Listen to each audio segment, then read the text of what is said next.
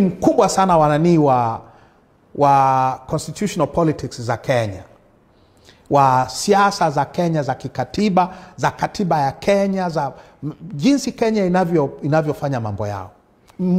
Na wananii sana. Ni mwanafunzi sana wa siasa zao. Lakini somo kubwa la Kenya ni wamefikaje kwenye hapo walipo. Ukisafiri kutoka Nairobi kuja Arusha ni dunia mbili tofauti. Kati ya Nairobi mpaka Namanga na Namanga mpaka Arusha. Ukitoka Nairobi mpaka Namanga,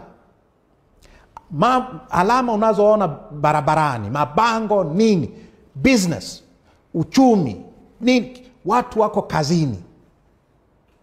Kama ni mashamba kweli.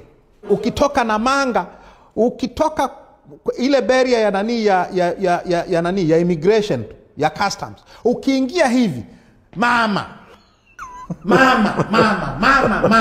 picha njia nzima ni mama. Nyie hamna biashara yoyote ya kiuchumi. Biashara yenu ya matangazo ni ya mama. Si ndio anaongoza hayo mapambano ya kiuchumi? Kwani Kenya hakuna anayeongoza mapambano? Nyie ni nchi ya aina gani? Hii ni nchi